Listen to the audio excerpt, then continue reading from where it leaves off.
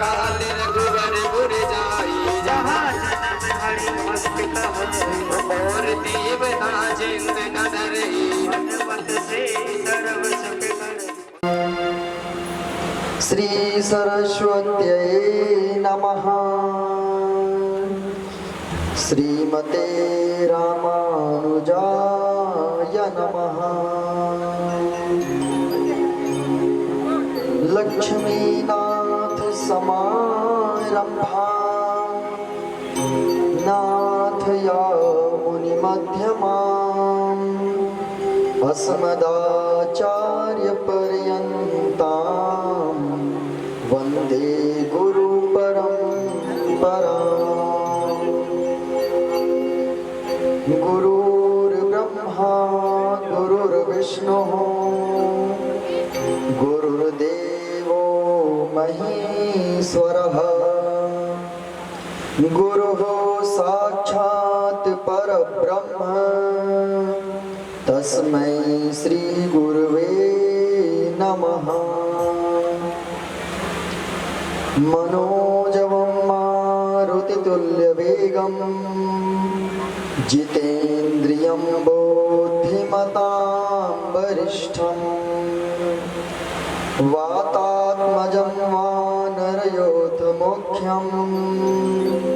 श्रीरामदूतं शरणं प्रपद्ये। नारायणं नमस्कृत्य नरं चैव नरोत्तमं देवीं सरस्वतीं व्यासं ततो जयमुदीरयेत्। सच्चिदानन्दरूपाय विश्वोत्पत्त्यादिहेतवे तापत्रय विनाशाय श्रीकृष्णाय वयं नमः। राधे मेरी मात है, मेरी मात है, पिता मेरे घनश्याम, मेरे घनश्याम। इन दोनों के चरणों में शरणों में मेरा कोटि कोटि प्रणाम, मेरा कोटि कोटि प्रणाम। सब द्वारन को छोड़कर मैं आयो तुम्हारे द्वार। तुम्हारे द्वार ओ वृषभानु की लाडली लाडली रख मेरी ओर निहार। रख मेरी ओर निहार। आज हम वो श्रवण करेंगे। भगवान ने जो किया है उन चीजों को हमें अपने जीवन में धारण करना है। जो अच्छी चीजें हैं, भगवान ने अच्छी चीजें भी की, बुरी चीजें भी की। भगवान के द्वारा बुरी चीजें कौन सी हैं? भगवान के द्वारा बुरी चीजें वो हैं जो भगवान ने किया और हम नहीं कर सकते। जैसे भगवान ने गिरिराज जी को उठाया, हम नहीं उठा सकते। तो ये हमारे लिए अच्छा नहीं है क्योंकि हम कर नहीं सकते हैं। लेकिन भगवान ने जैसे गाय की सेवा की, अपनी यशोदा माँ की सेवा की, नंद बाबा की सेवा की, सभी को आनंद प्रदान किया, सबके दुख को हरा। इन चीज़ों को हम जीवन में अपने लागू कर सकते हैं। सभी लोग अपने अपने स्थान पर बैठ करके, कोई खड़ा नहीं होगा क्योंकि खड़ा होते हैं तो सभी खड़े होते हैं और सारी अव्यवस्थाएं हो जाती हैं, धक्का मुक्की भी लोग करते हैं।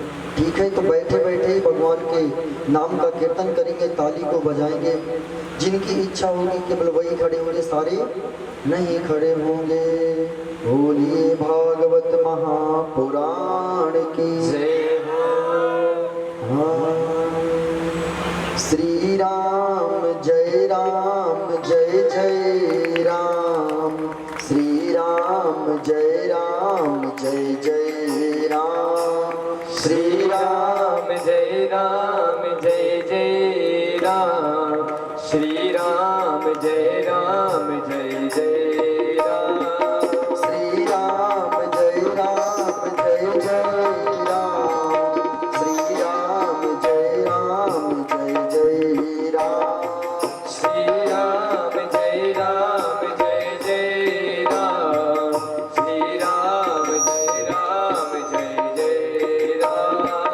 श्री राम जय जय राम, श्री राम जय जय राम, श्री सिमरू मैं राधे श्याम।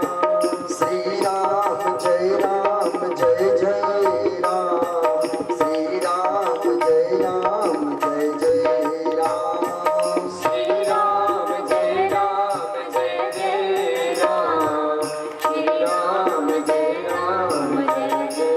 राम। बोलिए सियावर रामचंद्र भगवान की।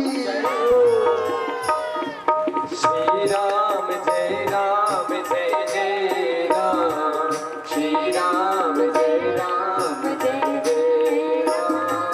श्री राम जय जय राम, श्री राम जय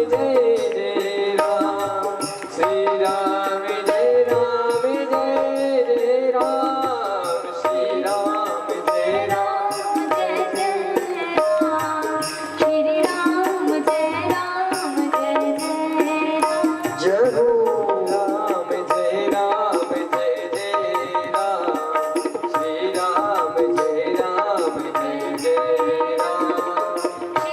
राम जय जय राम, श्री राम जय जय राम,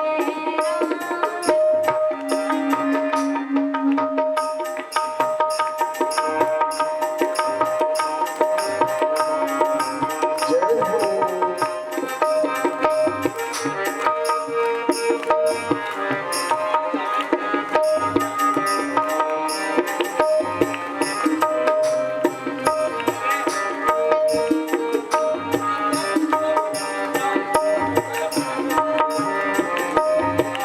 करुण करो कष्ट हरो ज्ञान दो भगवन, भव सीना मेरी तार दो भगवन, करुण करो कष्ट हरो ज्ञान दो भगवन, भव में बसी नाव मेरी तार दो भगवन, दर्द की दवा तुम्हारे पास है, दर्द की दवा तुम्हारे पास है, दर्द की दवा तुम्हारे पास है, दर्द की दवा तुम्हारे पास है।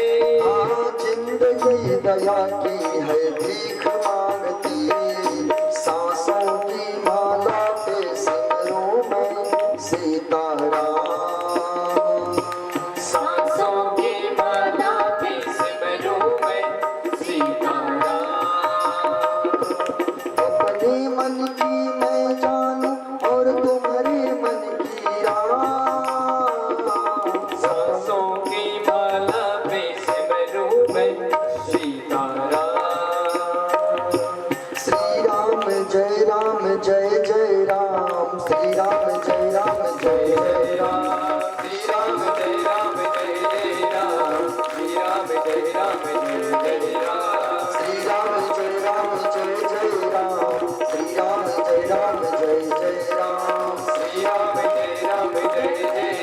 श्री राम जय जय राम, श्री राम जय जय राम, श्री राम जय जय राम, श्री राम जय जय राम, श्री राम जय जय राम, श्री राम जय जय राम। इस नाम को किसने जपा आपको पता है? सुदामा जी ने जपा, उनका कल्याण हो गया। ध्रुव जी ने जपा, प्रहलाद जी ने जपा, जिसने लिया उसका कल्याण हो गया। तो हम सभी लेंगे तो हमारा भी उद्धार होगा।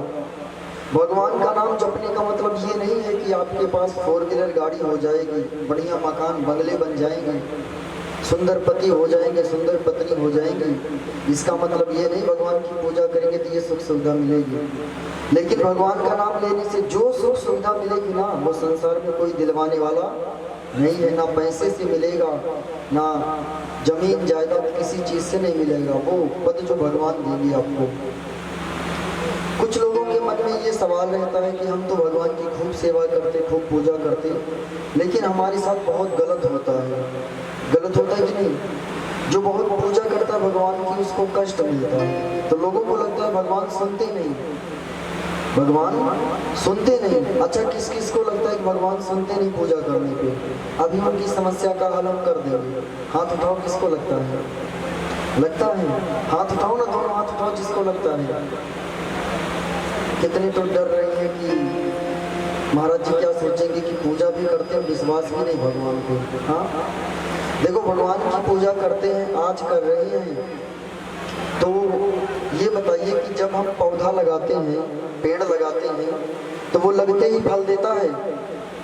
बताइए, वो लगते ही फल देना चालू करेगा? लगाया है आपने, खाएंगे कोई और। अगर बुढ़ापे में लगाए तो आपके निपटने के बाद ही वो फल देगा। और जवानी में लगाए हैं, बचपन में लगाए हैं, तो हो सकता है कि मिल जाएगा खाने को। जैसे एक किसान था, बहुत गरीब था, उसके पास खाने के लिए कुछ भी नहीं था। उसने अपनी पिछली खेती में कुछ अनाज तैयार किए थे, वो उसके घर में रखा था। उसने रखा था कि हम बीज बोएंगे। क्या बोएंगे? बीज। बीज के लिए उसने गेहूं रखा था, चावल, आटा, जो भी था सब बीज के लिए उसने रखा था।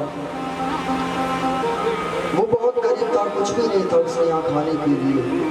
क्या हुआ कि उसके पड़ोसी आए, तो पड़ोसी से उसने कहा कि भाई हम क्या करें, बीज के लिए रखे हैं लेकिन हमारे पास खाने के लिए नहीं है, बीज के लिए बहुत थोड़ा सा है, हम क्या करें आप बताओ।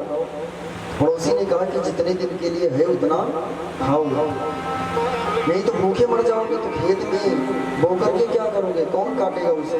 उसने कहा ठीक है। उसने पड़ोसी से कहा ठीक है, लेकिन कुछ समय बाद उसके मन में ऐसा भाव उत्पन्न हुआ कि मुझे इस बीज को बो देना चाहिए। वो गया और जाकर के अपने सारे खेत में बीज को बो दिया। बोने के बाद अपने घर पे आया तो रात को उसके यहाँ चूल्हा नहीं जला, क्योंकि सारा बीज उसने बो दिया। तो पड़ोसी आए, पड़ोसी ने कहा कि क्यों आज भोजन नहीं पक रहा? तो उसने कहा मैंने सारे जो बीज थे, जो दाना था, उसको मैंने खेत में बो दिया। तब इसने कहा कि बहुत बड़े मूर्ख हैं आप, क्योंकि आपने अपने घर के राशन को बो दिया, अब आप खाएंगे क्या? तब उसने कहा कि ठीक है, कोई बात नहीं, जैसे भगवान रखेंगे वैसे हम रख लेंगे। भगवान की मर्जी में अपनी मर्जी को अगर मिला ले तो भी जीवन अच्छा हो जाएगा, सुख और दुख की चाह नहीं रह जाएगी। पड़ोसी वहां से चला गया, और जो पड़ोसी इनको ज्ञान दे रहा था कि इस बीज को रखकर खा लो, उस पड़ोसी ने वही काम किया। क्या काम किया? अपने बीज को खा रहा है और खेत में कुछ नहीं बोया। और इन्होंने क्या किया? खेत में ले जाकर के बो दिया। और जो खाने वाला है ये अपने पड़ोसियों से मांगते हैं, कहीं दूर निकल गए, कुछ पा गए दाना रोटी, 2-4 महीने बाद तो फसल तैयार हो जाएगी। 4-5 महीने का समय किसी तरह से व्यतीत हुआ। जब व्यतीत हुआ, जीवित तो है क्योंकि मांगने से रोटी तो हर किसी को मिल जाती है, सबके यहाँ नहीं मिलेगी, लेकिन इतना मिल जाएगा कि भाई पेट पल जाएगा, भूखा नहीं मरेगा। समय आया, 4 महीने बाद उसने सारी फसल को काटी, और जब अपने घर में भर भर के कट्टे में गेहूँ, चावल, जो भी था फसल में सब कुछ रखा, तो उसका पड़ोसी दौड़ा दौड़ा आया, रोता हुआ बोला हमारे यहाँ कुछ खाने को नहीं है। तब इसने कहा कि अगर मैं तुम्हारी बात को मानता, जो मैंने रखा था वही मैं खाता, तो मैं आज तुम्हारे जैसा हो जाता। लेकिन भगवान की प्रेरणा थी, मैंने मेरे पास जो था मैंने उसको बो दिया, और बो दिया तो आज हम सुखी हैं। पड़ोसी तो ताने मारे कि तुमने अपने खेत में बोया है और तुम भूखे दूसरे की यहाँ भिक्षा मांगते हो खाने के लिए। उसने कहा खेत में बोए हैं, अभी तैयार नहीं हुआ, जिस दिन तैयार हो जाएगा उस दिन हम भी खाएंगे। तो वो राशन आ गया उसके घर पर, और दूसरे ने कुछ नहीं बोया था, उसके खेत में कुछ भी नहीं हुआ। तब उसने कहा कि जिसने बोया था उसने कहा कि अगर हम कुछ कर रहे हैं तो उसका जो परिणाम है वो कुछ समय बाद आएगा, और हम खाएंगे क्या जो हमारे घर में रखा रहेगा। जैसे उसने बो दिया अपने खेत में तो उसके घर में जो रहेगा वही खाएगा ना। तो वैसे आज आप जो पुण्य कर रहे हो उसका फल आगे मिलेगा। आगे कब मिलेगा? अगले जन्म में मिलेगा। और पिछले जन्म में जो हमने अच्छा बुरा किया था वो इस जन्म में हम भोग रहे हैं, इस जन्म में भोग रहे हैं। अब कितने लोग कहेंगे कि इस जन्म में तो हैं, जी रहे हैं, खा रहे हैं, पी रहे हैं, अगले जन्म का हमें क्या पता कैसा होगा। हाँ, ये भी तो सवाल उठेगा कि इस जन्म में खा पी ले, अगला जन्म पता नहीं मिले कि ना मिले, कहाँ रहे कहाँ ना रहे। तो पिछले जन्म में हमने जो किया है अच्छा या बुरा, उसका परिणाम सिर्फ समझने की बात है। जैसे कोई बहुत गरीब होता है, उसके पास ना खाने को, ना पीने को, ना घर है, ना दुकान है, ना मकान है, कुछ नहीं। रोड के किनारे भी महिलाएं रहती हैं अपने पतियों के साथ, बच्चों के साथ। आपके यहाँ रहते कि नहीं, लेकिन हमने देखा है दिल्ली में भी, हमारे अयोध्या में भी, वृंदावन में भी रहते हैं साधु संत। वैसे भी जिनके पास घर नहीं रहता वो सब रहते हैं रोड के किनारे अपना तंबू तान करके, हाईवे पर बीच में अपने तंबू को तान करके वो रहते हैं। और एक विधायक होते हैं, डीएम, एसडीएम, बड़ी पोस्ट के अधिकारी होते हैं जो करोड़पति होते हैं, लखपति होते हैं। सुखदेव जी ने राजा परीक्षित से कहा कि जो हमने पिछले जन्म में किया है वो अभी भोग रहे हैं। परीक्षित ने कहा हमारी समझ में नहीं आया, आप इसको सिद्ध करिए। तब सुखदेव जी ने कहा कि जैसे रहते रोड के किनारे के भिखारी भी हैं, करोड़पति भी हैं, वो भी अपनी पत्नी को प्रेम करते, ये भी अपनी पत्नी को प्रेम करते। उनकी पत्नी भी गर्भवती होती है, इनकी पत्नी भी गर्भवती होती है, दोनों एक साथ गर्भवती होते हैं। विधायक के यहाँ की भी, यानी करोड़पति के यहाँ की भी, और रोड पर भिखारी के यहाँ भी। एक समय में दोनों का गर्भधान संस्कार होगा, दोनों एक साथ ही गर्भवती होंगी, और दोनों का जन्म एक ही समय में, एक ही दिन में, एक ही साथ दोनों का जन्म होगा। उसका अलग होगा, इसका अलग होगा। इसका रोड पे होगा, उनका हॉस्पिटल में, उनके अपना घर पे होगा। तब सुखदेव जी ने कहा कि जब वो जन्म ले लेंगे, इनके बच्चे भी, उनके बच्चे भी, तो जन्म लेते ही करोड़पति का बेटा क्या हो जाएगा? करोड़पति हो जाएगा। जन्म लेते ही वो एसी में रहेगा, जन्म लेते ही उसके पास एक मच्छर, एक मक्खी नहीं आएंगी। जन्म लेगा तो 4 लोग उसके पालने को झुलाने वाले खड़े होंगे, उसके लेटरिन को, बाथरूम को साफ करने वाले ऑलरेडी खड़े रहेंगे। उसके पास अलमारी भरी होगी डायपर्स से, बदलने के लिए लोग खड़े होंगे। उसके पास सारी सुख सुविधाएं हैं। और जो रोड के किनारे जन्म लिया है, इसको मच्छर भी काट रहे हैं, झूला भी नहीं मिला। मैया इनकी फटी साड़ी को वृक्ष से बांध करके झूला बना देती है। मच्छर भी काट रहे हैं, मक्खी भी काट रही हैं। दूध इनकी माँ पिला देती है, बाहर का दूध खरीदने के लिए पैसा भी नहीं है। इनको कष्ट मिल रहा है, उसको सुख मिल रहा है। इसने ऐसा क्या किया कि इसको कष्ट मिल रहा है? जन्म लेते ही भाई, जन्म लेते ही कोई पुण्य थोड़ी कर देगा, कोई पाप थोड़ी कर देगा। वो तो अभी तुरंत माँ के पेट से बाहर आया है। हम अगर हमें कोई दंड मिले तो हम कह सकते हैं कि हम 2 दिन पहले किसी को मारे थे तो उसकी सजा मिली है। उस बच्चे ने क्या गलत कर दिया? और उस करोड़पति के बच्चे ने ऐसा पैदा होते ही कौन सा पुण्य कर दिया? सुखदेव जी ने कहा कि जो पुण्य है ना, इस जन्म के नहीं है, उस जन्म के हैं। अच्छा किया था उसने तो करोड़पति के यहाँ पैदा हुआ, सारी सुख सुविधा है। और इसने पिछले जन्म में अत्याचार किया था, माँ बाप की सेवा नहीं की थी, दूसरों को सताया था, तो आज ये इसकी ये गति हुई है। आपके यहाँ पर देखते होंगे कुत्ते भी होते हैं, अच्छे कुत्ते, बुरे कुत्ते। अच्छे कुत्तों को लोग नहलाते हैं, बुरे कुत्ते गली में टहलते हैं, 4 लोग पत्थर मारते हैं। ये भी जब मनुष्य थे ना तो कुत्तों को पत्थर मारते थे, आज ये कुत्ते हुए हैं तो वो मनुष्य को पत्थर मार रहे हैं। इसलिए जैसे एक गेंद को आप दीवार पर मारेंगे तो वो आपकी तरफ आएगी कि नहीं आएगी? वैसे ही यदि आप एक पत्थर किसी कुत्ते को, बिल्ली को, गाय को मारेंगे तो वो पुनः आपको मिलेगी। अगर आपने 10 कुत्ते को 10 बार ढेला मारा है तो आपको 10 बार कुत्ता बन करके आएगा। और एक जन्म में वो 10 कुत्ते मनुष्य बन के आएंगे, एक ढेला मारेंगे। हमने कथा को सुनाया था चींटियों ने मिल करके एक बच्चे को मार डाला। हिसाब बराबर होगा हर किसी का, इसलिए अच्छे कार्य करो, अपने मन को निर्मल करो। अगर मन को निर्मल करेंगे तो आपका जीवन अच्छा होगा। आपको विश्वास ना हो तो आप प्रैक्टिकल कर लीजिए अपने ऊपर। मैं जो कहता हूँ उसको करिए। सुबह जल्दी सो करके उठिए, भगवान का पूजन करिए, उनका कीर्तन करिए।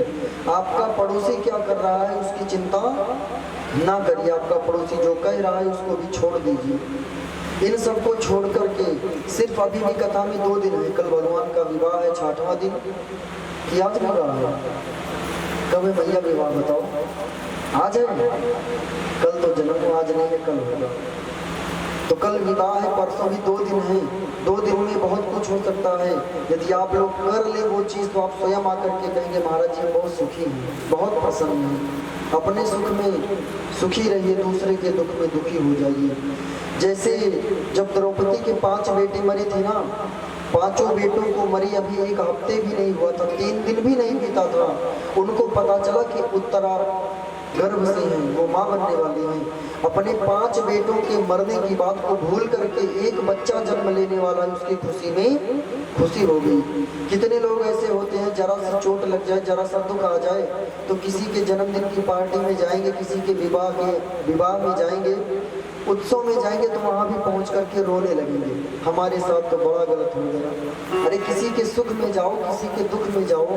और कितने लोग तो ऐसे होते हैं कि कोई मर गया है, वहाँ पहुँचेंगे, उठा के लगा कर हंसते हैं, फोन पर बतियाते हैं। किसी के दुख में गए हो, दुख को दूर करने के लिए गए हो कि वहाँ पर मौज मस्ती करने गए हो।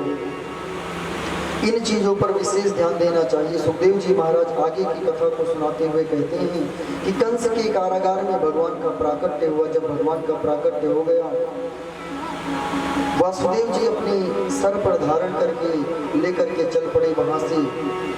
जब भगवान का जन्म हुआ तब सभी देवता भगवान की स्तुति किए। 9 बार सत्य सत्य भगवान को कहा।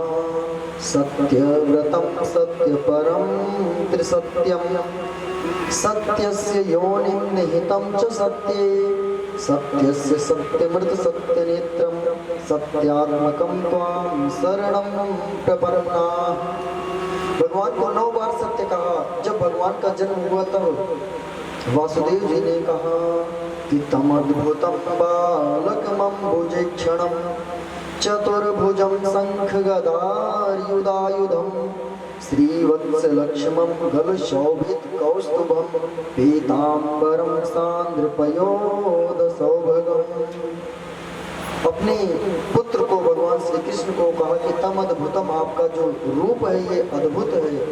आपका रूप बड़ा ही चंचल है, बड़ा ही अद्भुत है। भगवान ने कहा हमें ले चल के नंद बाबा के यहाँ पर रख दीजिए। वासुदेव जी पलड़े में रखकर, सर पर रख करके जब निकले तो बड़े बड़े ताले लगे थे जेल में, वो ताले खुलने लगे। जो सैनिक पहरा दे रहे थे वो सैनिक बेहोश होने लगे। राजा परीक्षित ने कहा ऐसी कौन सी माया थी? सुखदेव जी ने कहा कि जो संसार की माया को लेकर के चलते हैं उनके जीवन के ताले बंद होते हैं, और जो भगवान को लेकर के चलते हैं उनके जीवन के माया के ताले खुल जाते हैं। माया के ताले बंधने का मतलब आप माया में पकड़ लिए जाएंगे, माया आपको पकड़ लेगी। खुलने का मतलब कि आपके जीवन में जो माया है ना, माया का आपके ऊपर कोई असर नहीं होगा। इसलिए कहा जाता है कि भगवान को लेकर चलना चाहिए।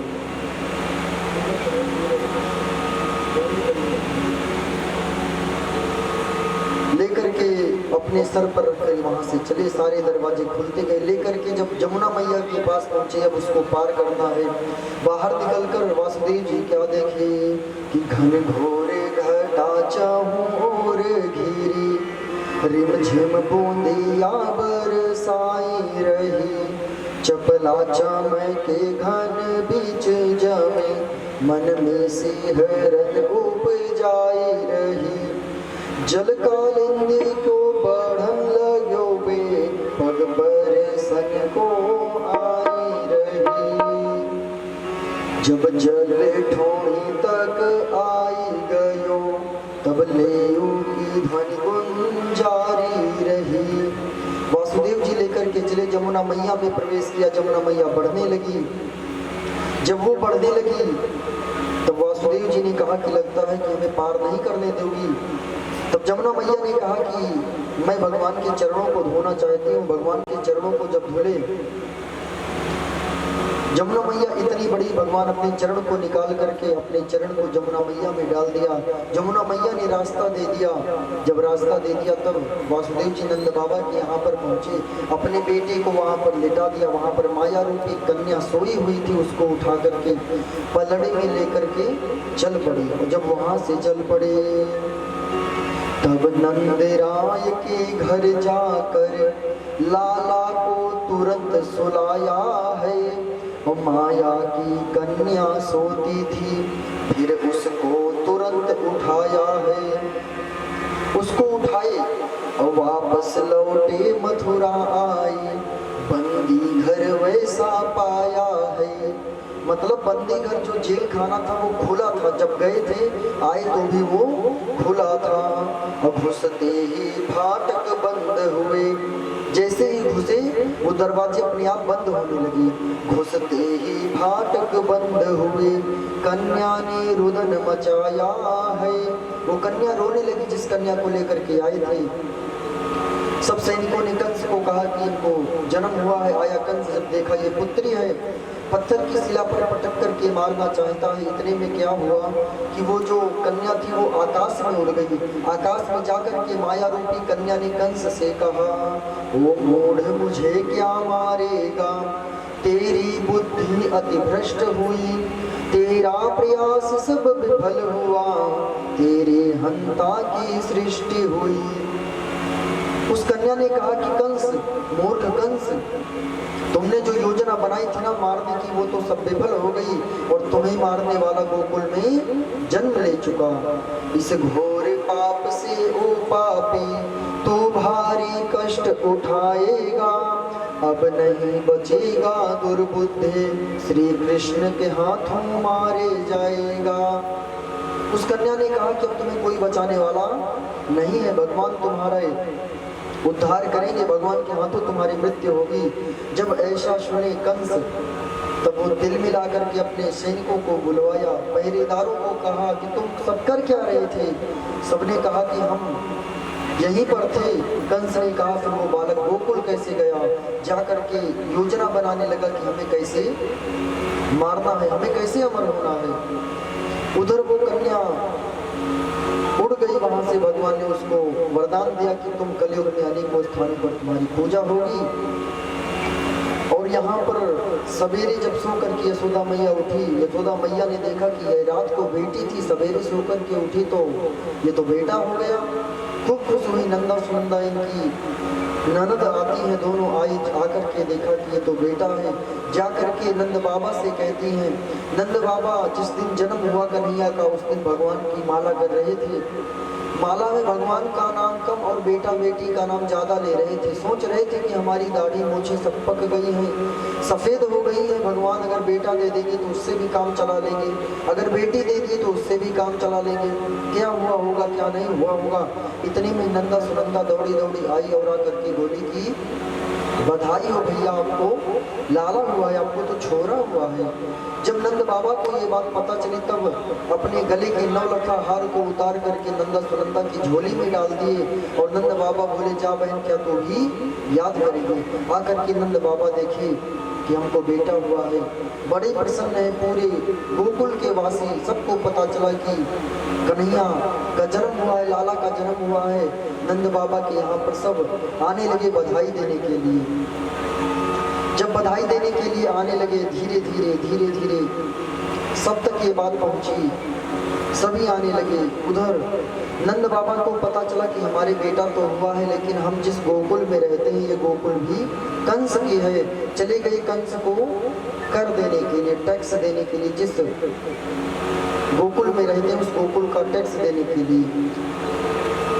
सुखदेव जी महाराज ने कहा कि नंद बाबा ने अपने गोप वालों को बुलाया और सबसे कहा कि गोपान गोकुल रक्षायाम निरूप्य मथुराम गतः नंदः कंसस्य वार्षिक्यं करं दातुं कुरुद्वः। नंद बाबा ने सबको कहा कि गोकुल में उत्सव हो रहा है, यहाँ की व्यवस्था को संभालना, हम 2-4 दिन में आ जाएंगे। उधर गए, कंस को कर दे करके वासुदेव जी से मिलने के लिए गए। वासुदेव जी ने कहा कि हमें ऐसा महसूस हो रहा है कि आपके गोकुल में बहुत भयंकर उत्पात होने वाला है, इसलिए आप जा करके अपने गोकुल की रक्षा करिए। वासुदेव जी बड़े ज्योतिष थे। नंद बाबा ने सोचा कि ये कह रहे हैं तो जरूर सच बात होगी, वहां से वो चल पड़े। इधर एक एक करके सब बधाई देने के लिए जाने लगे। और जब बधाई देने के लिए जाने लगी तो बलराम जी भी थे, रोहिणी के पुत्र, और यशोदा के पुत्र थे। भगवान श्री कृष्ण दोनों को आंगने में लेटा दिया था, पालने में दोनों झूला झूल रहे थे। जो गोपी आती है भगवान के दर्शन को करती है, और भगवान के दर्शन को करने के बाद जो गोपियां हैं वो गोपियां नृत्य करती हैं, भगवान के भाव को गाती हैं। भगवान की मुस्कान कैसी है, भगवान के बाल कैसे हैं। यशोदा मैया भी बैठी हैं, रोहिणी मैया भी बैठी हैं, सभी गोपियां गाती हैं। कौन कौन गाएंगे? जिनको इच्छा होगी वो बैठकर, जिनकी इच्छा होगी खड़े हो जाएंगे, लेकिन कोई भी धक्का मुक्की नहीं करेगा, ठीक है? बोले कृष्ण कन्हैया लाल की।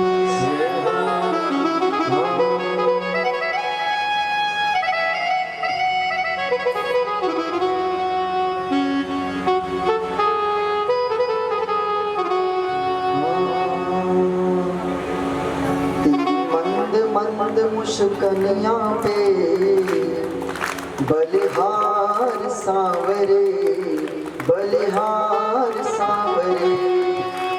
तेरी मंद मंद मुस्कनिया पे, तेरी मंद मंद मुस्कनिया पे बलिहार सांवरे, बलिहार सांवरे।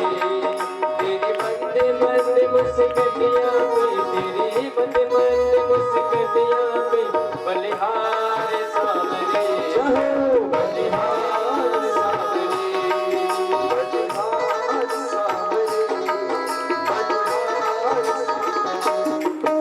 जय हो। सभी लोग झूमे हुए।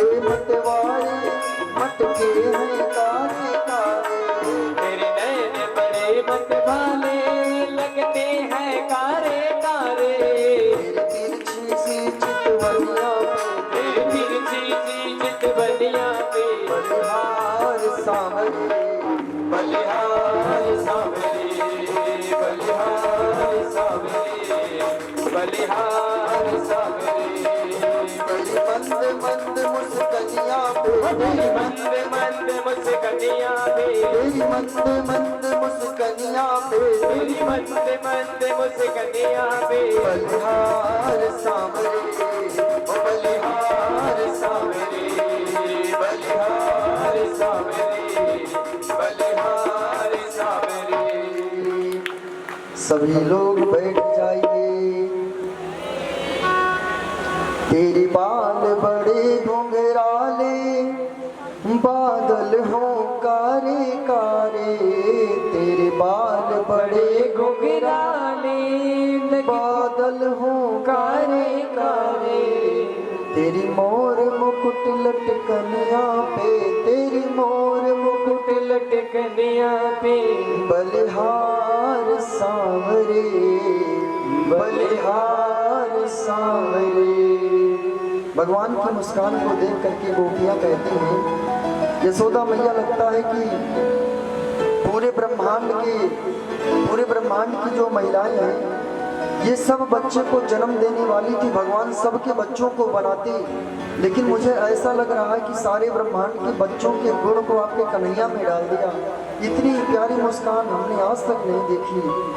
सभी गोपियां नृत्य करती हैं और यशोदा मैया को खूब बधाई देती हैं। बधाई देने के बाद खूब उत्सव हुआ, सब खूब दान को लुटाते रहे।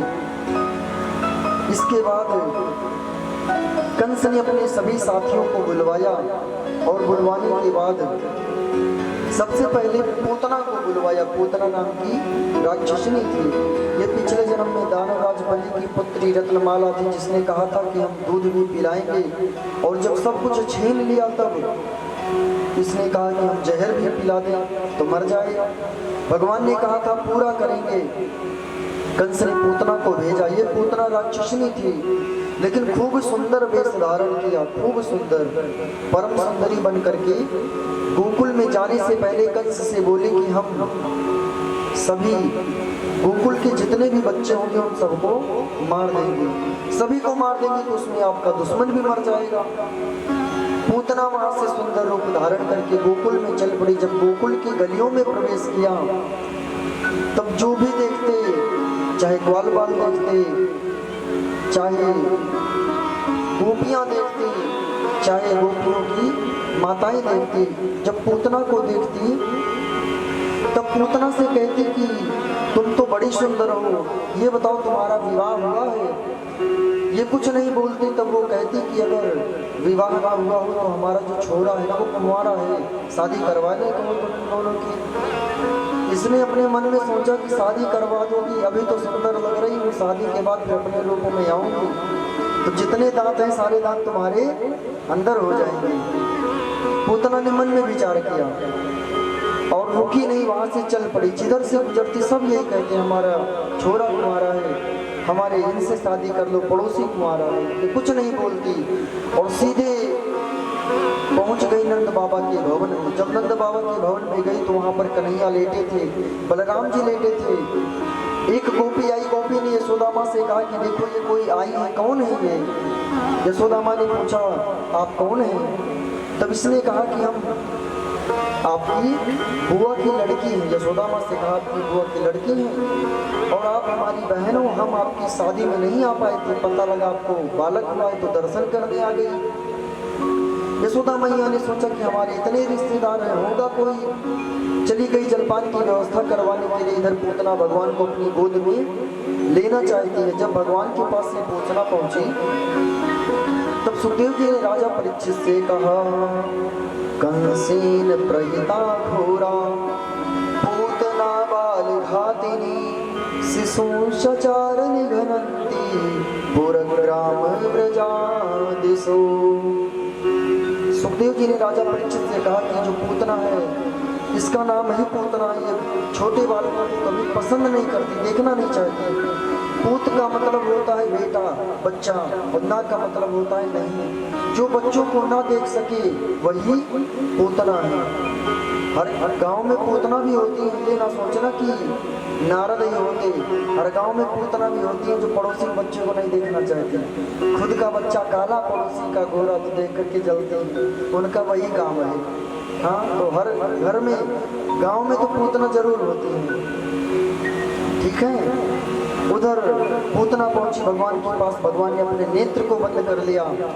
नेत्र को बंद किया तब परीक्षित ने पूछा क्यों बंद किया? सुखदेव जी ने कहा कि भगवान हमेशा व्यक्ति के हृदय को देखते हैं, व्यक्ति के मन के भाव को देखते हैं। ये पूतना रूप धारण करके आई थी, माया का रूप धारण की थी। सुंदर थी तो नहीं सुंदर, लेकिन सुंदर बन करके आई थी, इसलिए भगवान ने अपने नेत्र बंद कर दिए। किसी संत ने कहा कि भगवान के एक नेत्र में सूर्य और एक नेत्र में चंद्रमा है। सूर्य चंद्र ने अपने नेत्रों को इसलिए बंद कर दिया कि सूर्य चंद्रमा ने सोचा कि हम माखन चोरी की लीला देखने आए, करने आए, गोपियों को आनंद देने के लिए आए, नंद बाबा यशोदा मैया को आनंद देने के लिए आए, और पहले ही राक्षस का दर्शन हो जाएगा, फिर पता नहीं क्या होगा हमारे साथ, इसलिए नेत्र को बंद कर दिया। किसी ने कहा कि इसलिए नेत्र नहीं बंद किया, नेत्र इसलिए बंद किया कि जहर को विष को पीने वाले हैं भगवान शिव। कन्हैया ने नेत्र बंद करके शिव जी को बुलाया कि आ करके आप जहर को पी लो और मैं दूध पी लूंगा। अनेक संतों ने अपने अपने भाव को प्रकट किया। पूतना उठा करके कन्हैया को गोद में ली, और जब गोद में ली तो अपने स्तन का पान करवाने लगी, अपने दुग्ध को पिलाने लगी। लागे पियन कृष्ण करी जोरा, लागे कर्ण छुड़ावत सोरा। भगवान श्री कृष्ण ने क्या किया? भगवान श्री कृष्ण ने सबसे पहले उसके दूध को पिया, विष को पिया, फिर उसके शरीर के रक्त को पीने लगे, फिर उसके प्राणों को खींचने लगे। जब प्राणों को खींचने लगे तब पूतना कन्हैया को लेकर के आकाश में उड़ गई। भगवान ने धीरे धीरे धीरे धीरे उसके प्राणों को खींच लिया, वो मर गई पूतना। और जब पूतना मरी तो अपने राक्षसी वाले रूप में आ गई, राक्षस बन गई। पृथ्वी पर धड़ाम से गिरी, भयंकर गर्जना हुई। जब भयंकर गर्जना हुई तो जितने भी वृक्ष थे, जितने भी पहाड़ थे, वो सब चकनाचूर हो गई। आपके गांव की पूतना 5 फीट 4 फीट की होगी, लेकिन ये वाली पूतना थोड़ा मॉडर्न जमाने की थी, उस जमाने की थी। इस जमाने की पूतना तो बदल गई। उस जमाने की पूतना ना 6 कोस में थी, 18 किलोमीटर। जहाँ पर गिरी बड़े बड़े हाईवे बंद हो गए, जहाँ पर गिरी बड़े बड़े हाईवे बंद हो गए, ना आने का ना जाने का सब रास्ता बंद हो गया। बड़े बड़े वृक्ष टूट कर चकनाचूर हो गए, और कन्हैया पूतना के छाती पर खेल रहे थे। सब आए, यशोदा मैया आई। मैया से गोपी ने कहा कि तेरे भाग खुल गए मैया, तेरा बेटा जो ऊपर है अगर नीचे होता तो टमाटर जैसी चटनी बन जाता, क्योंकि 18 किलोमीटर की पूतना, इसके नीचे तुम्हारा छोटा सा बालक आता तो इसकी स्थिति क्या होती, सोच भी नहीं सकती। मैया लाला को ले जाकर के गौशाला में गौ के मूत्र से स्नान करवाई, गौ के पूंछ से झाड़ा दी। नजर लग गई मेरे लाला को। इधर सभी गोकुलवासी नंद बाबा आए, पूतना के शरीर को काट काट करके जलाया गया। जब जलाया गया तब सुगंधित खुशबू निकली। परीक्षित ने सुखदेव जी से कहा सुगंधित खुशबू क्यों निकली? तब सुखदेव जी ने कहा कि जिसके प्राणों को भगवान ने लिया हो, जिसके दुग्ध का पान भगवान ने किया हो, उसका तो उद्धार ही हो जाना है। सुखदेव जी ने राजा परीक्षित से कहा अहोबकीयं स्तनकालकूटं जिघांसयापाययदप्य साध्वी लेभे गतिं धातृच्युतां ततोऽन्यं कं वा दयालुं शरणं व्रजेम। सुखदेव जी ने परीक्षित से कहा कि भगवान श्री कृष्ण ने यशोदा मैया के लिए जो गति सोच रखी थी कि मैं मैया के मरने के बाद इनको वैकुंठ में स्थान दूंगा, ये पद दूंगा, उस पद को पूतना को प्रदान किया। गोपी ने कहा आप कब आए? जो आए थे उन्होंने कहा कि जब से पकड़ कर लेकर के आ रही हो मैं चिल्ला रहा हूँ, छोड़ दो, सुनाई नहीं देता तुमको? बहरी हो गई हो क्या? शर्मिंदा हो गई गोपी, मैया से माफी मांगती है। भगवान आंख मीचते हुए घर से बाहर निकले। गोपी से भगवान ने कहा कि तुम कब आई गोपी, क्या बात है? गोपी बोली कन्हैया तुम तो लीला कर रहे हो। गोपी चली गई। अगली बार भगवान गए माखन चुराने के लिए एक गोपी के यहाँ। जब दूसरी गोपी के यहाँ भगवान गए तो वो गोपी गई थी कंस को माखन देने के लिए, कंस को मट्ठा देने के लिए अपनी बेटी को लिटा करके गई थी। भगवान माखन खा करके घर से जब बाहर निकल रहे थे तब भगवान ने उसकी छोटी सी कन्या, छोटी सी बेटी, छोटी सी खटिया पर लेटी थी, उसकी चोटिया को खटिया में बांध दिया भगवान ने। और उसके कानों में जोर से चिल्ला दिए भगवान कि हवा आयो भूत आ गया, तेरे को पकड़ के खा जाएगा। अब वो उठी, छोटी सी खटिया उसकी चुटिया से लटक रही, पूरे ब्रजमंडल में दौड़ रही, और सामने से उसकी मैया आई। मैया ने कहा भाई अपने बालों में सब फूलों का गजरा लगाते तो खटिया बांध कर कहाँ टहल रही है, ये कौन सा फैशन है। उसने कहा मैया तुम्हें नहीं पता हमारे ब्रज में हवा आयो। मैया ने कहा हवा नहीं, वो तो नंद का लाला आया, उससे क्या डरना, वो तो हमारे कन्हैया हैं, हमारे सरकार हैं। मैया लेकर के आई माखन चोरी के माध्यम से भगवान ने सबको आनंद प्रदान किया। इसके बाद भगवान श्री कृष्ण ऊखल बंधन की लीला करते हैं। सुखदेव जी ने कहा एकदा गृहदासीसु यशोदानंद गेहिनी कर्मांतर नियुक्तासु निर्ममंथ स्वयं दधी।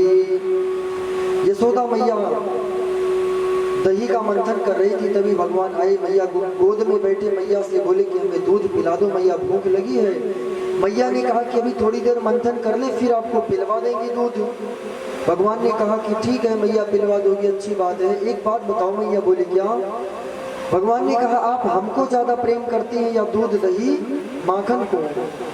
मैया ने कहा कि मैं तो तुम्हें ही प्रेम करती हूँ। भगवान ने कहा कि तुमको दूध प्यारो कि पूत प्यारो। मैया ने कहा मेरे को पूत प्यारो। भगवान मैया की गोदी में बैठ गए। मैया दही का मंथन कर रही थी, इतने में एक गोपी दौड़ी दौड़ी आई।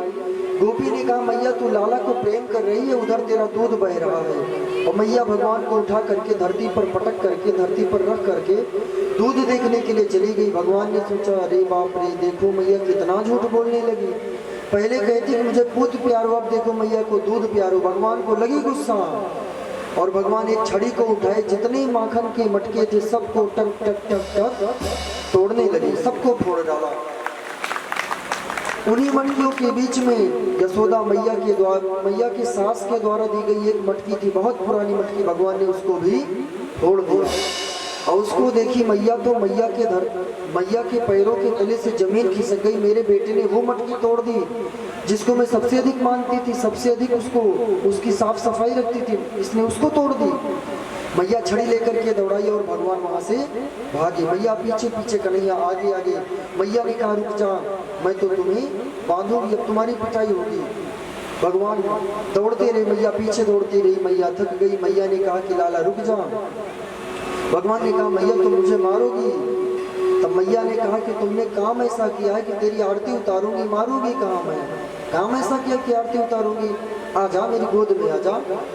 भगवान गए मैया के पास, मैया पकड़ करके बांध दी उखल से बांधना चाहती है मैया, पूरे ब्रज की रस्सी को लगा दी, लेकिन 2 अंगुल की रस्सी कम पड़ने लगी। परीक्षित ने पूछा गुरुदेव ये 2 अंगुल की रस्सी क्या है। सुखदेव जी ने कहा माँ और या माया है, ये जो माया से भगवान को बांधना चाहता है भगवान कभी नहीं बनेंगे। भगवान तो प्रेम से बनते हैं। प्रबल प्रेम के पाले पड़कर प्रभु को नियम बदलते देखा, अपना मान भले टल जाए भगत का मान न टलते देखा। भगवान का एक नियम है। क्या नियम है कि जिन यशोदा माँ के, जिन देवकी माँ के गर्भ से भगवान ने जन्म लिया, उनके गर्भ में भगवान नहीं गए। जिन कौशल्या माँ के गर्भ से भगवान ने जन्म लिया, उन कौशल्या माँ के गर्भ में भगवान नहीं गए, क्योंकि भगवान का अवतार हुआ, भगवान प्रकट हुए।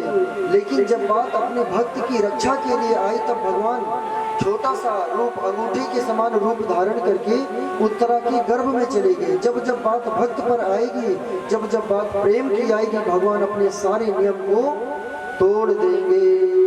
जिनकी कृपा दृष्टि के बल से सकल विश्व को पलते देखा, उनको ही गौरस के ऊपर 100 बार मचलते देखा। यही सदग्रंथ कहते हैं, यही सब भक्त गाते हैं। न जाने कौन से गुण पर दयानिधि रीझ जाते हैं।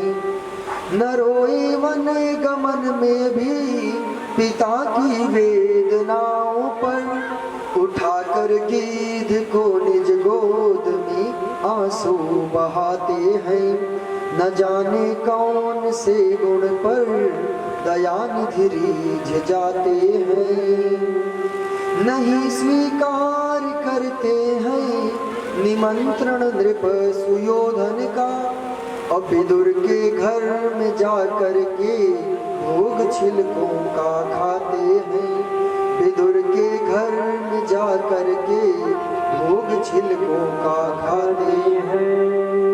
भगवान ने, दुर्योधन ने कहा कन्हैया हस्तिनापुर में 56 भोग तुम्हें कहीं नहीं मिलेगा, हमारे महल में मिल रहा है। भगवान ने कहा कि तुम अभिमानी हो, तुम्हारे अभिमान के कारण मैं 56 भोग को ठुकराता हूँ, और विदुर जी ने हमारे लिए खाने की अच्छी व्यवस्था की है।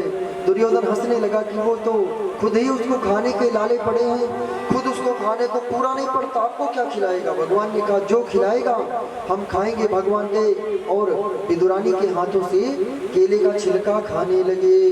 बोलिए कृष्ण कन्हैया लाल की जय हो।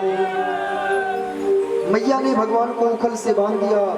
जब बांध दिया, मैया बांध करके चली गई। भगवान उखल को खींच करके लेकर के आए। 2 यमलार्जुन के वृक्ष खड़े थे, और यमलार्जुन के वृक्ष खड़े थे, उनके बीच से भगवान खींचे मटकी को खींचे कि उखल को खींचे, बताइए।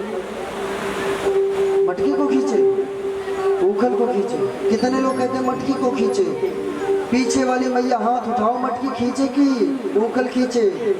पीछे वालों का तो कोई पता ही नहीं है, क्या कर रहे, बात कर रहे कि सो गए, कुछ पता नहीं। पीछे वालों एक बार जोर से जयकारा लगाओ, बोलिए भागवत महापुराण की। जग रही हैं सब, सोए नहीं है। उखल को खींच कर लेकर के आए भगवान, खींचे तो यमलार्जुन के वृक्ष गिर पड़े। 2 दिव्य पुरुष निकले। जब दिव्य पुरुष 2 निकले, तब भगवान श्री कृष्ण ने उनका उद्धार किया। ये नल कुबर और मणिग्रीव कुबेर के पुत्र थे, जो नदी में स्नान कर रहे थे। नारद जी गुजरे, उनको ना प्रणाम किया ना कपड़े पहने। जब ना प्रणाम किया ना कपड़े पहने, तब नारद जी ने श्राप दे दिया कि तुम्हारी बुद्धि जो है वो जड़ के समान है, इसलिए तुम जड़ हो जाओ, वृक्ष बन जाओ। वो यमलार्जुन के वृक्ष बने, और द्वापर युग में भगवान श्री कृष्ण आए और उनका उद्धार किए। इसके बाद एक राक्षस और आया भगवान श्री कृष्ण को मारने के लिए। भगवान ने उसका उद्धार किया। तब सुखदेव जी महाराज ने राजा परीक्षित से कहा, गोप वृद्धा महोत्पातान अनुभूय बृहद्वने नंदादयः समागम्य ब्रजकार्यममन्त्रयन्। नंद बाबा ने यशोदा मैया से कहा कि यहाँ पर बहुत बड़े बड़े उत्पात हो गए, हमारे लाला को कितने कष्ट मिले। भगवान कृष्ण को मारने के लिए, हमारे बेटे को मारने के लिए कितने बड़े बड़े राक्षस आए। हम चाहते हैं कि अब हम इस गोकुल को छोड़ करके वृंदावन चले। कहाँ चले? कहाँ चले? वृंदावन। बोलिए वृंदावन धाम की जय हो। वृंदावन जाने के लिए सब तैयारी करने लगे। जब सब तैयारी करने लगे, सभी तैयारी करने लगे कि अब हम वृंदावन जाएंगे। यशोदा मैया बड़ी प्रसन्न हो गई कि अब यहाँ से चलेंगे तो हो सकता है हमारे लाला की रक्षा हो जाएगी। और सभी ऐसा विचार करके वहां से चल पड़े वृंदावन के लिए। तब सब ही मिल के विचारा, यहाँ होत है विघ्न अपारा।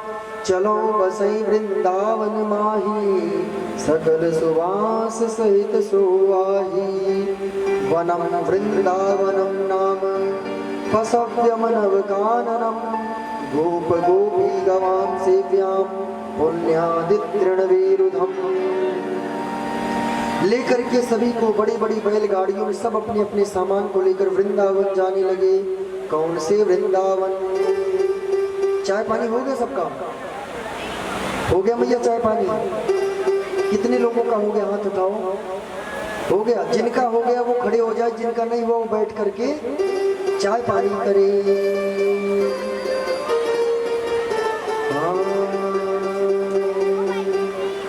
वृंदावन में हुक्म चले बरसाने वाले का, मेरा श्याम दीवाना है उस राधे रानी का। मेरा श्याम दीवाना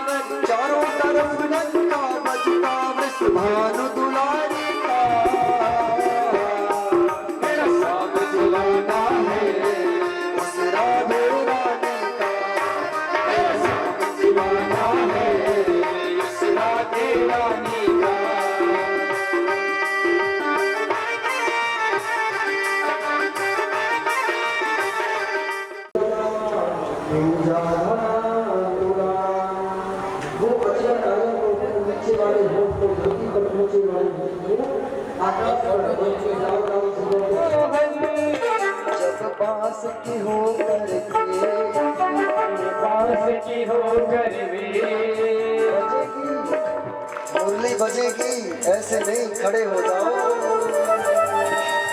सोने की होती तो क्या करती ये मोहन, सोने की होती तो क्या करते ये मोहन। जब बांस की हो करके, जब बांस की हो करके इतना तड़पाती है, शाम तेरी बंसी पागल कर जाती है। सभी झूमते हुए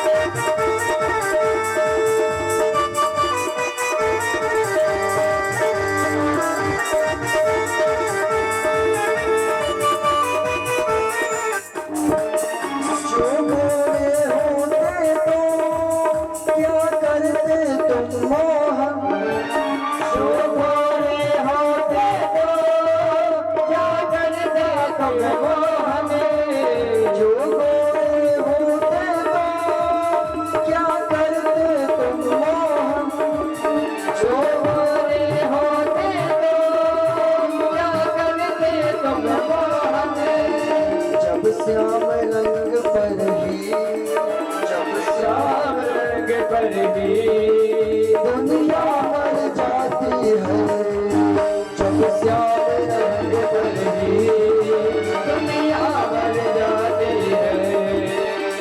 श्याम तेरी बंसी पागल कर जाती है, श्याम तेरी बंसी पागल कर जाती है। बोलिए बंसी के बजैया की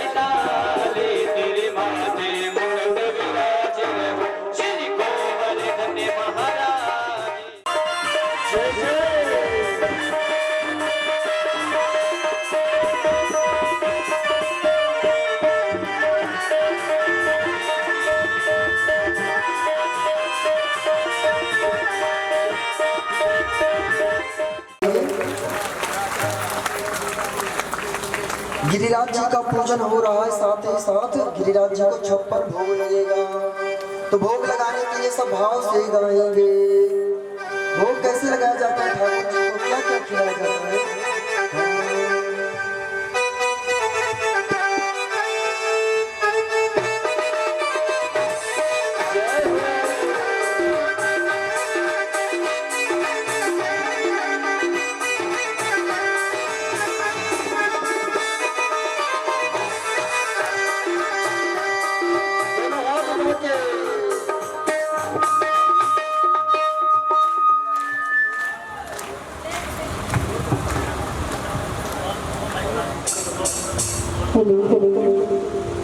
बोलिए कृष्ण कन्हैया लाल की, मेरे सांवरे सरकार की।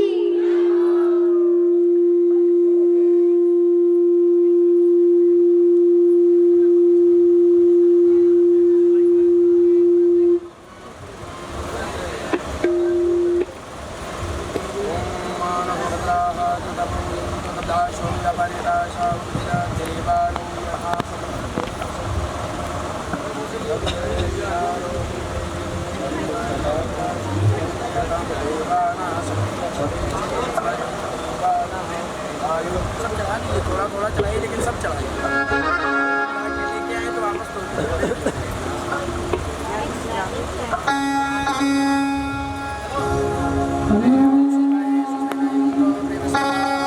आओ आओ सांवरिया बेगा आओ, जी मोजी भोग लगाओ, है 56 भोग तैयार जी। तारा टाबरिया करे मनोहर जी।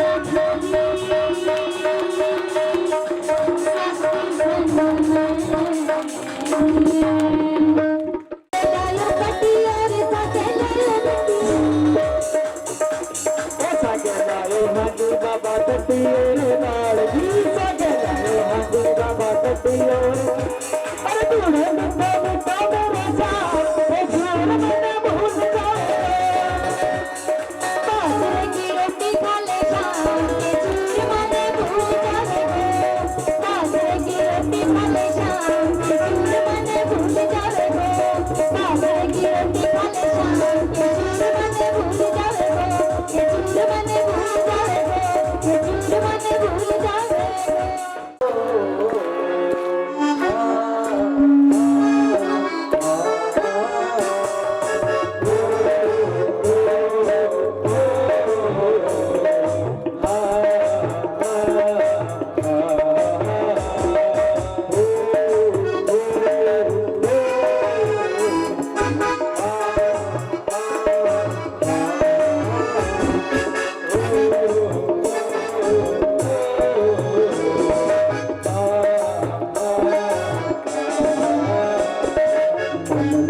बसा तेरी मोर दिए उतारों में गिरधर तेरी यार तू मन में बसा कर तेरी मूर्ति उतारों में गिरधर तेरी यार दोनों हाथ से ताली बजाते हुए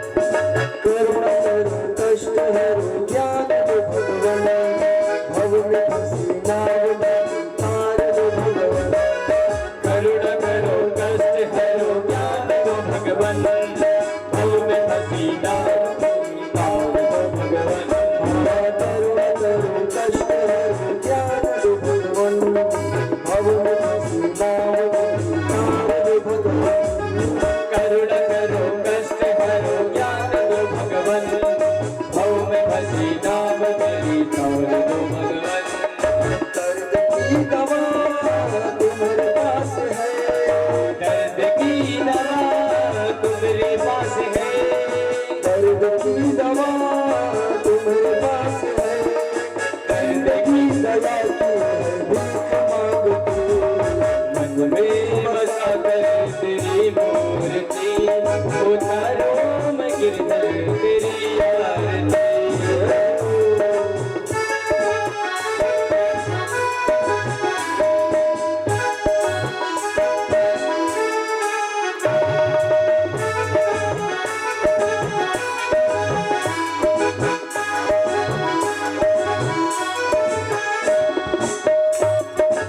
मांग तुमसे क्या मैं यही सोचूं भगवान जिंदगी जब नाम तेरे कर दी अर्पण मैं मांगो तुझसे क्या मैं यही सोचूं भगवन जिंदगी जब तेरे नाम कर दी अर्पण मांग तुमसे क्या मैं यही सोचूं भगवान जिंदगी जब नाम तेरे कर दी अर्पण मांगो तुमसे क्या मैं यही सोचूं भगवन जिंदगी जब तेरे नाम कर दी अर्पण सब कुछ है तेरा कुछ नहीं मेरा ये सब कुछ तेरा कुछ नहीं मेरा सब कुछ है तेरा कुछ नहीं मेरा सब कुछ तेरा